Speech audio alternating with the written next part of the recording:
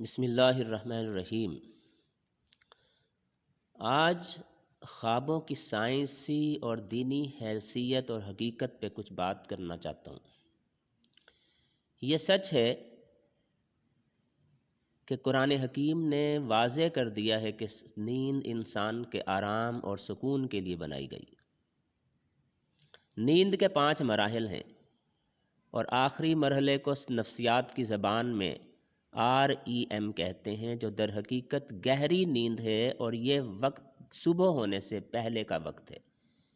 اس میں خواب آتے ہیں جو سچے ہوتے ہیں، جنہیں رویائے صادقہ یا رویائے صالحہ بھی کہا جاتا ہے، اور یہ سچے خواب ہوتے ہیں۔ ترمذی شریف میں حضرت ابو سعید رضی اللہ تعالی عنہ سے روایت ہے کہ حضور فرماتے ہیں کہ صبح کا خواب بہت سچا ہوتا ہے، یعنی رویائے صادقہ۔ در حقیقت الہام، کشف اور وجدان کی بھی ایک کیفیت ہے، لیکن یہ تینوں صورتیں عام بیداری میں نظر آتی ہیں، جبکہ خواب کی کیفیت صرف نیند کی حالت میں طاری ہوتی ہے۔ چونکہ نیند کا تعلق خوابوں سے ہے، اس لیے یہ مناسب سمجھا گیا ہے کہ ایک باب میں اس کو واضح کرنا ذرا مشکل ہے، تو تھوڑی وضاحت کرنا ہوگی کہ خوابوں کے بارے میں جدید سائنس یا جدید نفسیات کی آراء کیا ہیں۔ صدیوں سے ایسے سوالات، مثلا خواب کیا ہیں، خواب کیوں آتے ہیں، خوابوں کی سائنس کیا ہے، خواب ہمیں کیا بتاتے ہیں، ان سوالوں کا تجزیہ کیا جائے تو پتہ چلتا ہے کہ انسان کے خوابوں کو سمجھنے کی خواہش ہزاروں سال پرانی ہے۔ خواب دیکھنا ایک قدرتی امر ہے اور ہر انسان خواب دیکھتا ہے۔ قرآن حکیم میں پیغمبروں کے خوابوں کا بھی ذکر ہے، اور پیغمبروں کے خواب رویائے صادقہ یعنی سچے خواب ہوتے ہیں، اور وہ خدا کی طرف سے ان پر وحی کی صورت میں ہوتے ہیں۔ جیسے حضرت ابراہیم علیہ السلام کا خواب اپنے بیٹے اسماعیل علیہ السلام کو ذبح کرنے سے متعلق۔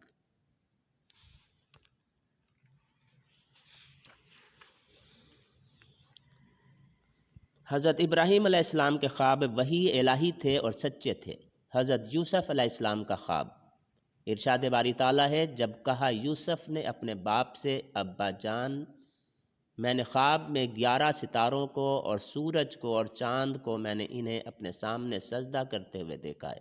یہ سورہ یوسف آیت 4 میں بیان ہے۔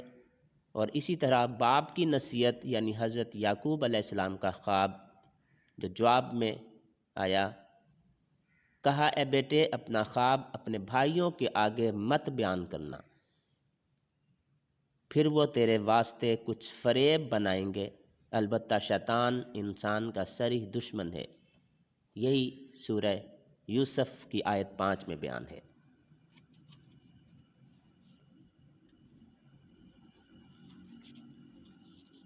مزید یہ ہے کہ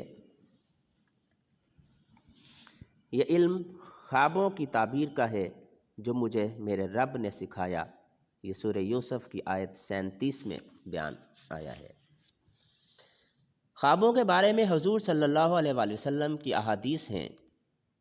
آپ فرماتے ہیں، سچا خواب نبوت کا 40واں حصہ ہے۔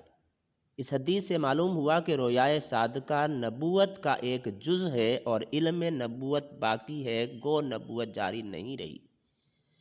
دوسرے لفظوں میں سچا خواب نبوت کا پرتو ہے، عکس ہے، گو خواب دیکھنے والا نبی نہیں، جیسا کہ بعض دوسری روایتوں میں آیا ہے کہ نیک روش، علم اور میانہ روی نبوت میں سے ہیں، لیکن حقیقت نبوت نہیں۔ حضور فرماتے ہیں، اچھا خواب اللہ کی طرف سے ہے اور برا خواب شیطان کی جانب سے۔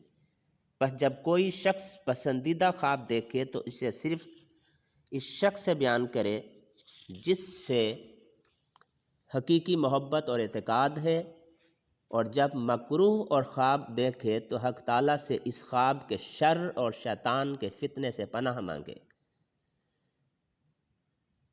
ارشاد نبوی ہے کہ جس نے مجھے خواب میں دیکھا، اس نے فی الواقع مجھی کو دیکھا۔ اس کا یہ خواب سچا ہے، کیونکہ شیطان کی یہ مجال نہیں کہ کسی کو خواب میں میری شکل میں ظاہر ہو۔ خوابوں کے حوالے سے یہ ثابت ہوا کہ خواب ایک نہایت پراسرار چیز ہے، تبھی تو سید الانبیاء حضور صلی اللہ علیہ وسلم کو بھی خواب دکھایا گیا اور اللہ نے آپ کو اس خواب کی تصدیق فرمائی۔ یہ ظاہر بات ہے کہ جو چیز پیغمبروں کو بطور انعام نصیب ہو اسے خدا تعالیٰ کی صحیح اور درست فرما دے، اور اس علم کے افضل ہونے میں کس کو کلام ہو سکتا ہے۔ جہاں تک خوابوں کی تعبیر کا تعلق ہے، اس کے حوالے سے بہت سے اولیاء اللہ، علماء اکرام کے نام آتے ہیں جن کو اس علم پہ دسترس رہی ہے۔ ان میں حضرت دانیال علیہ السلام ہیں، اور حضرت امام جعفر صادق رضی اللہ تعالیٰ عنہ، حضرت امام محمد بن سیرین رحمۃ اللہ علیہ، حضرت امام جابر مغربی رحمۃ اللہ علیہ، اور حضرت ابراہیم کرمانی اور حضرت اسماعیل بن اشعث رحمۃ اللہ علیہ کے اقوال بطور سند پیش کیے جاتے ہیں۔ اور علم تعبیر کے فن پر 20 کے قریب کتابیں زیادہ مشہور اور مقبول اور مستند ہیں، لیکن ان میں سے حضرت ابن سیرین رحمۃ اللہ علیہ کی کتاب تعبیر روایا کو خاص شہرت حاصل ہے۔